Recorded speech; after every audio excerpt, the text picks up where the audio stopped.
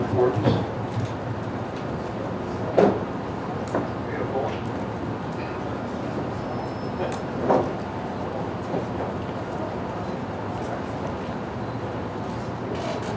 What's up, guys? Congratulations, Tony, on your win. Thank you. A couple things I wanted to ask about. First of all, were you in any trouble at the end of the first round? No, I was hard to see out of my right eye. Kept really composed. I knew I had weathered the storm. I knew I had enough mental toughness. If he was going to take me down, that was going to be his try to finish. He wasn't going to knock me out. So, no. And was it tough for you? You talked earlier in the week about, with all that went on in Las Vegas, that it was, you were surprised the fight still went on. When you got here tonight, was that on your mind, or were you able to blank your mind out, and were you able to compete without having, thoughts in your head? I carried it with me. When you're battled with adversity, you have to move forward. You have to be strong. I kept Vegas with me the whole entire week. I really tried to just change my whole mental game. There's no room in my heart for anger anymore. There's not. There never was. But going into this fight, I knew I had to keep myself composed. I knew that he was going to be overly aggressive. I have a lot of experience in the sport. The Ultimate Fighter has given me that. I knew that he was just going to waste so much energy, especially what he did in the weigh-in. So what I did was I just weathered the storm. I knew he was going to go. I felt his shots start to lessen with strength. As we were pinned up against the cage, I was pulling on his head and pulling his neck down. It's something I use in jiu-jitsu to take the gas tank away from my opponents. And he wasn't throwing any shots, and when his shots started to throw, they were just hitting hitting a beat wall. So I already knew that. With that being said, I knew that he was going to put a lot of pressure and be within my submission. I don't just have darts. I got plenty of my arsenal. You guys talked a lot. What was he saying to you? I mean, especially even in the third round there, he was chirping at you. We were having fun, man. It was just out there. I wanted to piss him off. I'm a Matador. He's the bull. Slapped him on the ass, and he came forward just like I wanted him to.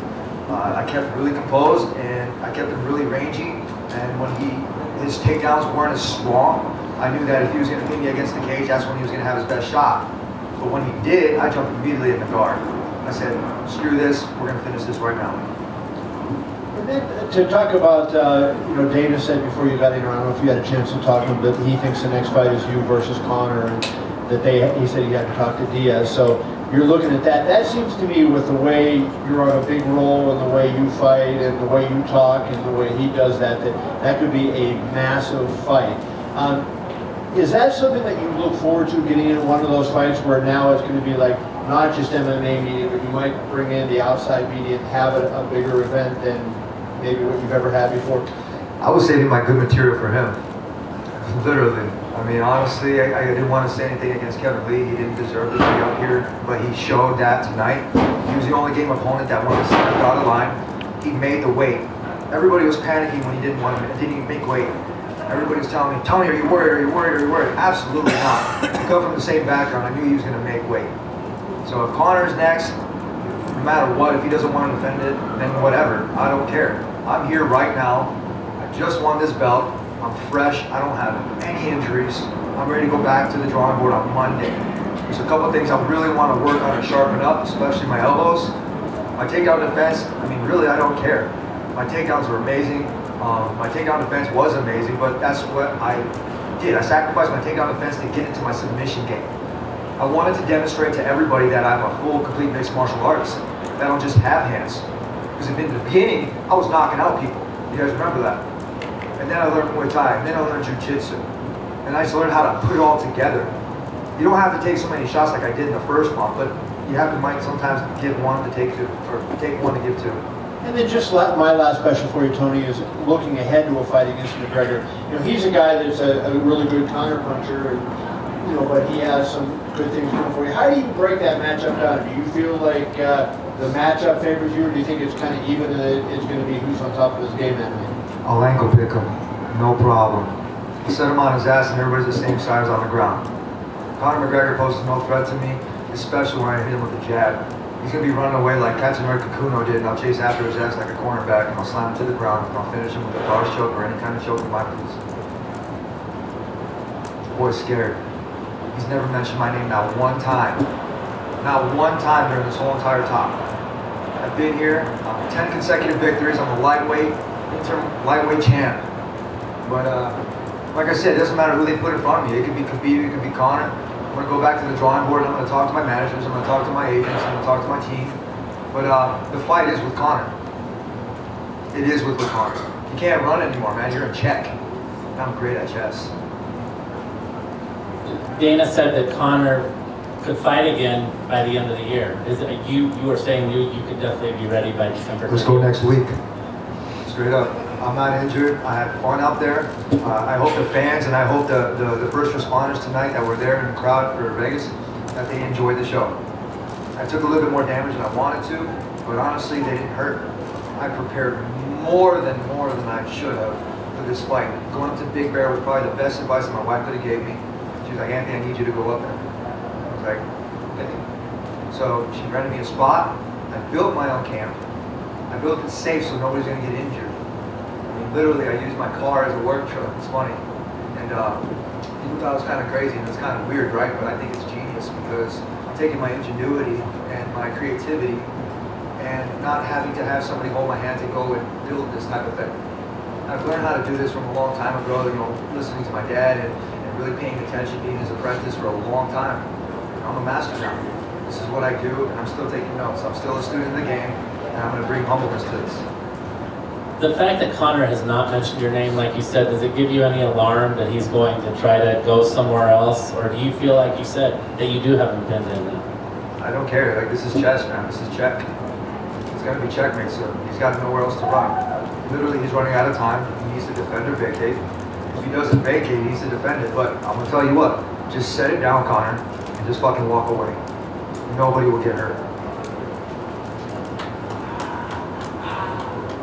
That's my coach. Hey, bravo. Got him too. My whole crew over there, I want to say thank you very much. They pushed me past the limits. I know you guys in the media, you guys didn't get a chance to go up to Big Bear, and I understand why, because you guys would have ran up the mountain with me. But the fun thing is this whole entire camp was an enjoyable experience. I brought a lot of people, or a couple people back from my hometown, and enjoyed the process. You know, I took a couple bumps and spills with some longboarding incidents, but when it happened, I rolled with it, and I knew that with Kevin Lee, I was going to be able to roll with the punches as well. You know, training up in Big Bear, when we were running, we could hear the people that were with me, but then sometimes we would hear something else in the background, so it made us run a little bit faster. So it was kind of funny in that essence, but we prepared more than enough for this guy. We could have went 20 rounds with this guy. Tony, congratulations on the win. I'm sure Coach Brock Lesnar somewhere smiling. You won top 13, now you're the champ. Interim, regular, you're a champion. Describe a little bit of the journey from the tough house to being a man in the house. From the tough house, I have to say I've grown a lot. I definitely have grown a lot. I have to say that a lot of the experience that I have had in the Ultimate Fighter has gotten me to this. You know, being a knucklehead in that house to where I'm at now, to being a father, being married with 2 pain-in-the-ass dogs, and you know, and remodeling my house and doing these kind of things. It's an opportunity for me to grow as a person and as a human being. So for myself and on behalf of my family, my team, I want to say thank you to all my fans out there. I want to say thank you guys to everybody who bought the pay-per-view. I hope you guys had a hell of a show, and the next one's going to be even better. Straight up. Next question. Hey Tony, congratulations. It's been fascinating to just watch your personality and your character over the last few days. It genuinely feels like you're a different person and you're just a lot more, I don't know, maybe at peace with who you are and comfortable with showing us who you are. Is that all, like if Sunday doesn't happen, are you different? It just feels like you've completely, I don't know, embraced, you're a unique guy, and it seems like you're just having a lot of fun and you've been smiling all week, and we haven't really seen that side of you usually on fight week. Is that just as a result of Sunday? My coach, Coach Billy, he tells me, smile, Tony. If you guys heard it in the corner, he was telling me, you can't fight aggressive. You can train aggressive. You can take everything and you can hone it in, you can zero it in. It's like when I take that chaos, I mold it to how I want it to. I took all the chaos from this week, and I didn't want to bring negativity into it. This town has so much negativity already, I needed to do something different for myself. To demonstrate that I wasn't going to let anything get to me, and not let anything get to the people. People are still hurting, man. There's a lot of things going on in this world that you can worry about besides being pissed off and angry and trying to use that and addressing this inside that octagon. for myself is completely different. I have a 1-year-old that's going to be 2 soon. And for me, I want to demonstrate the best kind of a person that I can be. Not for you guys. I can give 2 shits for you guys. I do it for my kid. I do it for my family. Why? Because they deserve it. You guys deserve it too. In essence, honestly, I have fun with it. And like I said, it's a growing up process, man. We all make mistakes and we all grow from it. But right now, I'm the champ. I'm here to defend this thing, and I'm here to go after the real belt. I'm not going anywhere. But I'm going to be humble in this whole entire thing. I'm going to demonstrate to the younger generation that they don't have to talk shit in order to get the things done. I got 10 consecutive victories. I hold a lightweight consecutive victory thing, and I'm aiming for that Hall of Fame spot. Looking at the big picture, not the small one. Kevin, it's a marathon, not a sprint. Yes, sir. Kevin mentioned that he had a staph infection and he sort of hid it from the officials. Do you have any issues with that? How can you hide that thing? Literally, it was like a target on his chest. He gave me a perfect essence to fight and aim for. I really don't care. I mean, honestly, we're going to make things happen whether or not we like it or not, regardless what happens to our bodies. Even if I stubbed my toe and I broke it, I'd still show up and fight. I would always show up and fight. I will always bring the game, and I will always bring 110% no matter what, because that's what I do and that's what I know. I don't know anything different besides bringing this shit. And whoever's going to step in front of me is going to have their hands full. And regardless if I win or lose, I will walk away a champion no matter what, because I know how to do that. I know how to win and I know how to lose and bounce back. And last thing, now that you won the interim belt, have you moved on from Khabib? Are you not interested anymore in that since it's been such a roller coaster, or do you still want to fight him? I don't know, you should ask him that. I think he's pissed off at the fact that he couldn't demonstrate his technique inside that octagon. I just saw Ali Abdelaziz backstage, I shook his hand. He was awesome. He even talked to Verdum, and before, after the Dana speech, I was like, hey Verdum, good luck. I opened my hand like this and he shook my hand. He said, hey. And I looked at him and I took my glasses off. And I said, I'm a big fan still. Because from The Ultimate Fighter, when I went to the house and I came back from medicals, he was the first big UFC person that I saw. And I was telling me, I was like, man, I don't have a real big mixed martial arts coach. I'm looking for that next step in my evolution as far as a fighter and as a person.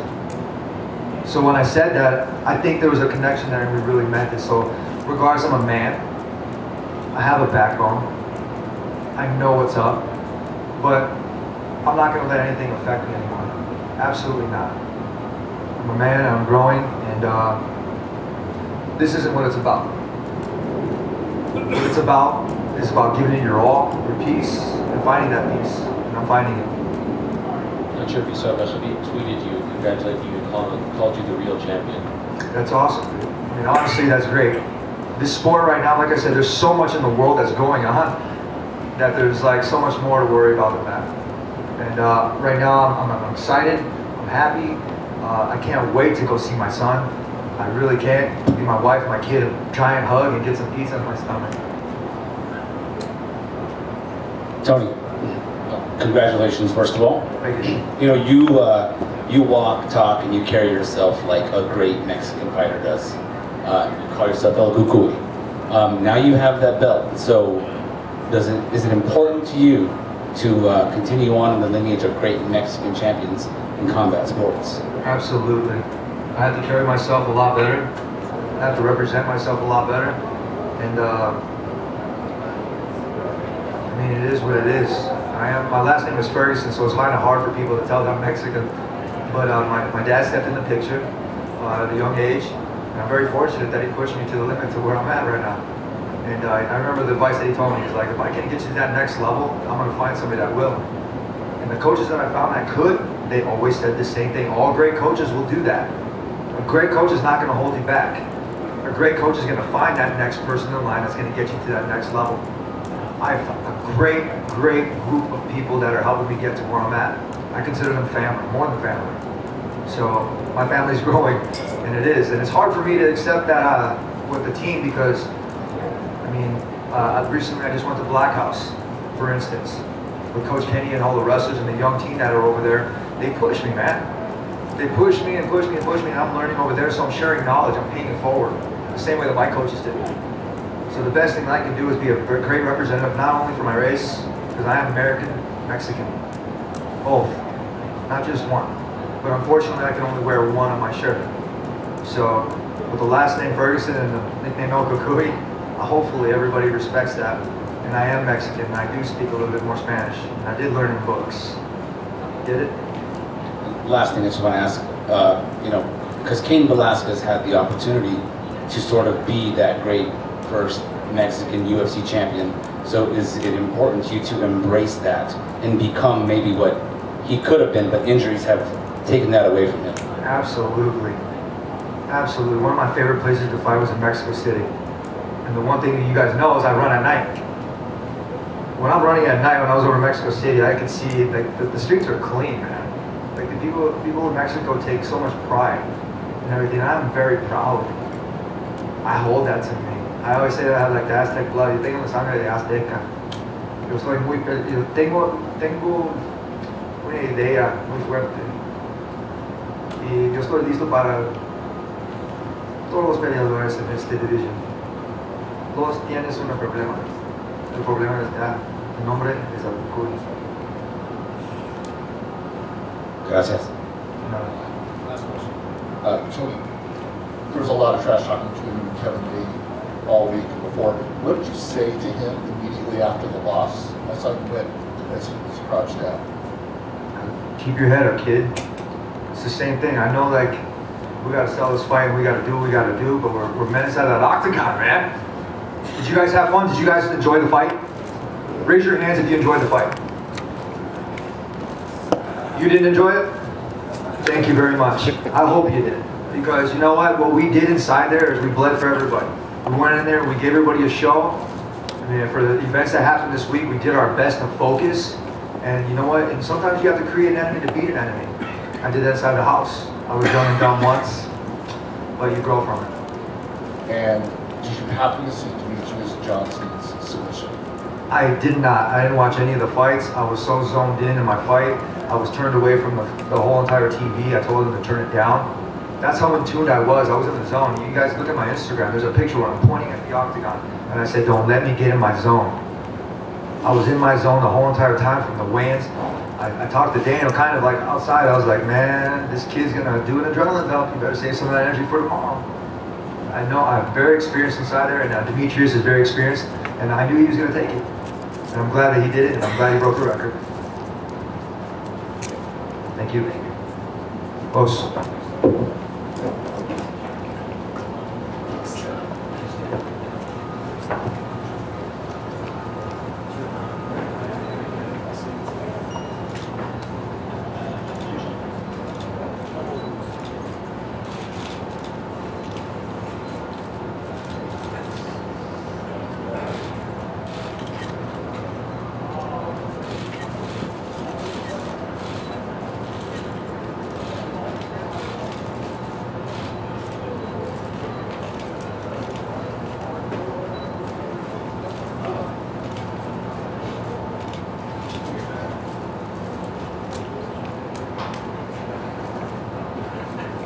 You guys must be tired. I'm out of here. Thank you guys.